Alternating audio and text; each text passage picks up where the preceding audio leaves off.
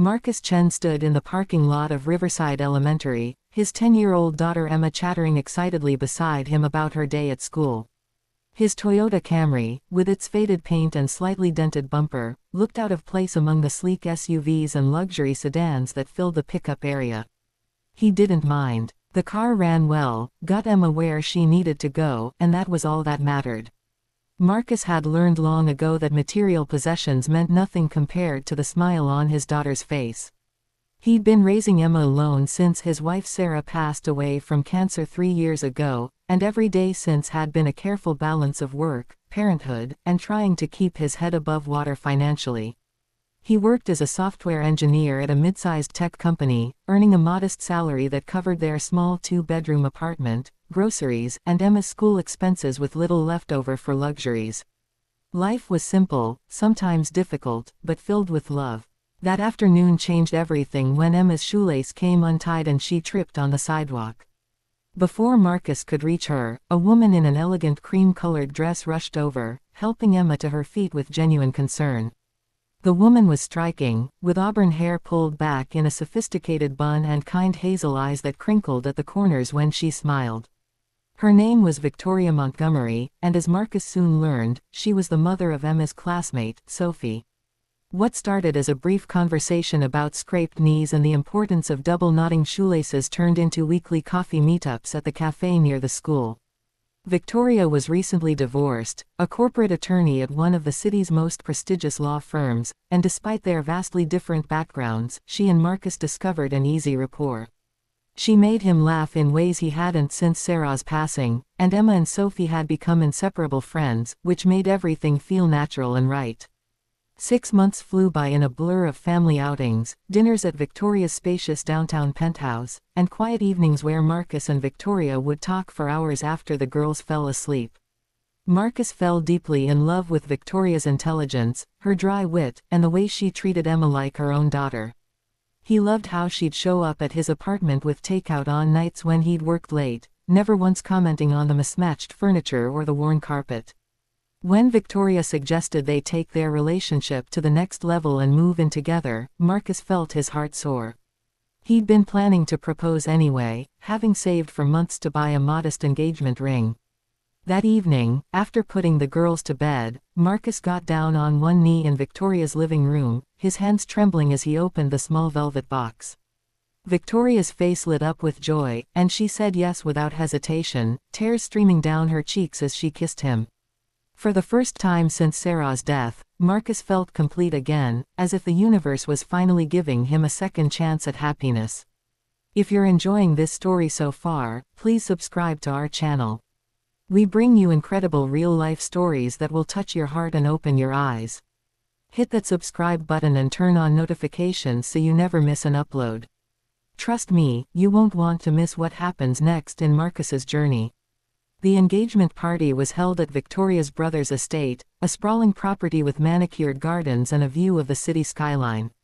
Marcus felt out of place among Victoria's friends and family, most of whom were lawyers, executives, and old money aristocrats who spoke casually about their vacation homes and investment portfolios. He wore his only suit, purchased years ago for job interviews, and tried to make small talk while feeling acutely aware of the difference between his world and theirs. Victoria's mother, Catherine Montgomery, watched him throughout the evening with an expression that Marcus couldn't quite read. It wasn't hostile exactly, but it wasn't warm either. She was a formidable woman in her 60s, impeccably dressed and carrying herself with the authority of someone accustomed to getting her way. When she finally approached Marcus near the end of the party, her smile was polite but didn't reach her eyes. Catherine got straight to the point with the precision of a seasoned businesswoman. She explained that Victoria had already been through one difficult divorce, that her daughter had significant assets and a lucrative career, and that it would be irresponsible not to protect her interests.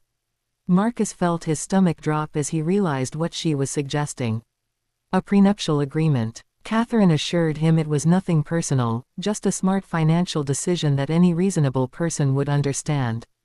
She painted it as standard practice for people of Victoria's status, mentioning that Victoria's ex-husband had also signed one. Marcus felt heat rising to his face, a mixture of embarrassment and hurt. He'd never thought about Victoria's money, had never wanted anything from her except her love and partnership. The implication that he might be marrying her for financial gain cut deeper than any insult he'd ever received. That night, lying in bed next to a sleeping Emma, Marcus stared at the ceiling and wrestled with his thoughts. He understood prenups existed for a reason, and he certainly had no designs on Victoria's money. What bothered him was the assumption behind it, the unspoken message that he wasn't quite good enough, that his love needed to be verified and protected against. He thought about his own family, about the modest upbringing that had taught him the value of hard work and integrity. His parents had been immigrants who'd built a life from nothing, instilling in him the belief that a person's worth wasn't measured by their bank account. His father had passed away when Marcus was in college, and his mother had died shortly before Sarah, leaving him feeling orphaned in more ways than one. The small inheritance they'd left had gone toward Sarah's medical bills and Emma's education fund. He had nothing to offer Victoria except himself, and apparently, that required legal protection. When Marcus brought up the prenup conversation with Victoria a few days later, she seemed genuinely surprised that her mother had approached him. She assured him that she didn't care about the money, that she loved him for who he was, not what he had. But then she paused, and Marcus saw the conflict in her eyes. Victoria admitted that her mother had valid points, that her divorce had been financially devastating before the prenup protections kicked in, and that she had to think about Sophie's future. She emphasized that it wasn't about trust but about being practical. Marcus felt something crack inside his chest. He understood her reasoning intellectually, but emotionally it felt like a rejection, a statement that their love existed in separate categories based on their bank balances. Victoria reached for his hand, pleading with him to understand. She promised that the prenup wouldn't change anything between them, that it was just a piece of paper, a formality that meant nothing about their actual relationship. Marcus agreed to sign it because he loved Victoria and couldn't imagine his life without her. He told himself that his pride wasn't worth losing the woman he wanted to spend his life with, that proving his love meant accepting her terms even when they stung. The prenup was delivered by one of Victoria's colleagues, a thick document filled with legal jargon that essentially stated Marcus would leave the marriage with nothing of Victoria's if they divorced. He would retain his own assets and earnings, but Victoria's property, investments, and income would remain solely hers. There was even a clause about the girl's education, specifying that Victoria would maintain control over any financial decisions regarding Sophie. Marcus signed every page, each signature feeling like a small surrender of dignity. Victoria was apologetic, almost guilty, when he returned the documents, but there was also visible relief in her expression. She threw her arms around him, promising to make him the happiest man alive, and Marcus buried his hurt feelings deep down where they couldn't hurt anyone. Don't forget to subscribe if you haven't already. This story is just getting started, and you definitely want to see how Marcus's life takes an incredible turn. Click that subscribe button right now and join our community of story lovers. The wedding was beautiful, held at a botanical garden with Emma and Sophie as flower girls, wearing matching lavender dresses and giggling as they scattered rose petals. Marcus's handful of friends sat on one side while Victoria's expansive network filled the other half of the venue. Catherine Montgomery sat in the front row, her expression neutral but satisfied, like someone who'd successfully negotiated a favorable contract. Marcus pushed away his lingering resentment and focused on Victoria's radiant smile as they exchanged vows. In that moment, with Emma beaming at him and his new wife's hand in his, he felt that everything would be okay. Love would be enough. They honeymooned modestly at Marcus's insistence, spending a week at a cabin in the mountains rather than the European tour Victoria had initially suggested. She adapted graciously, seeming to genuinely enjoy the simplicity of hiking, cooking meals together, and sitting by the fire without the pressures of her demanding career. The first year of marriage had its adjustments. They moved into Victoria's penthouse since it was larger and in a better school district, though Marcus sometimes felt like a guest in someone else's home. Victoria paid for everything significant, from groceries to utilities to the girls' activities, insisting it made sense since she earned substantially more. Marcus contributed what he could, but his paychecks felt insignificant next to her income. He threw himself into being the best husband and father possible, taking over most of the cooking and helping both girls with homework, maintaining the household while Victoria worked her demanding 70-hour weeks. He told himself this was partnership, that contributions came in different forms, but late at night he sometimes felt the weight of financial inadequacy pressing on his chest. Victoria never made him feel lesser explicitly, but her family certainly did. Catherine's comments were always subtle, questions about when Marcus might pursue a promotion or observations about successful men she knew who'd climbed corporate ladders. Victoria's brother James made jokes about Marcus being a stay-at-home dad, laughing in a way that pretended to be friendly but carried an edge. Everything changed on an ordinary Tuesday afternoon when Marcus received a call from a law office in Connecticut. The woman on the line introduced herself as Patricia Whitmore, executor of the estate of Harold Chen. Marcus's heart stopped at his grandfather's name, a man he'd had minimal contact with since childhood. Harold had been his father's father, a stern businessman who'd disapproved of his son's decision to leave the family business and immigrate to America. There had been a bitter falling out. And Marcus had only met his grandfather twice, both times when he was very young. He knew Harold had been wealthy, something to do with manufacturing, but the family rift had meant Marcus grew up disconnected from that side of his heritage. Patricia informed him that Harold had passed away 3 months ago, and Marcus was listed as a primary beneficiary in the will. She needed him to come to Connecticut for the reading and to handle the estate matters. Marcus felt a strange mix of grief for a grandfather he'd barely known and curiosity about why he'd been included in the will at all. Marcus flew to Connecticut the following week, telling Victoria he needed to handle some family business but not elaborating on the details. He felt oddly superstitious about discussing it, as if talking about a potential inheritance would make it disappear or seem like he was counting money before it existed.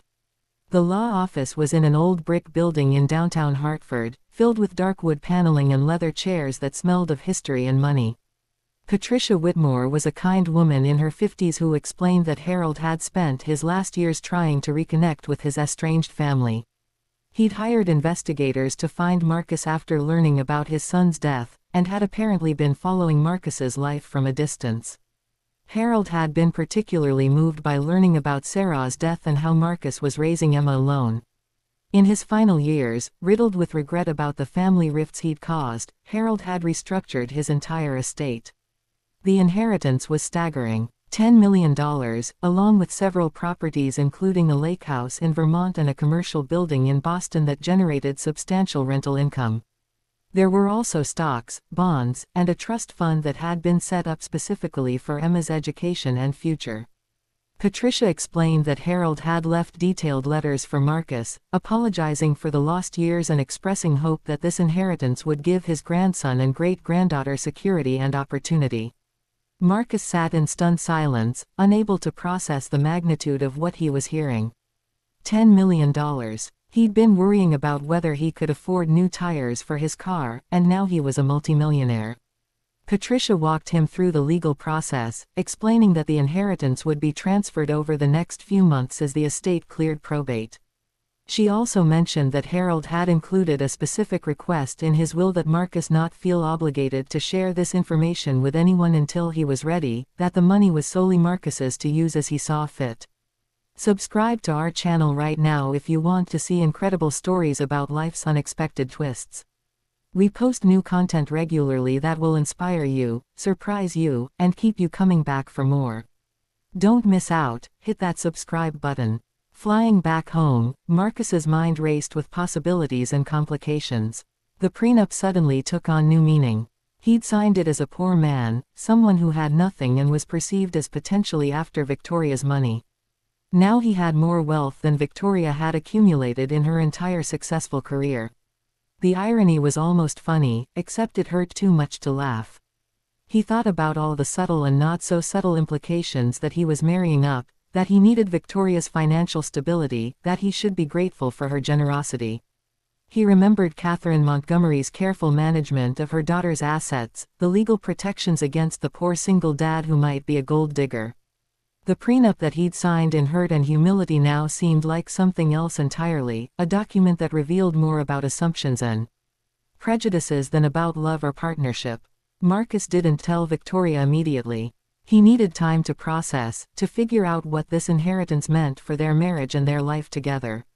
He went through his days in a strange fog, going to work, helping with homework, preparing dinners, all while carrying this massive secret.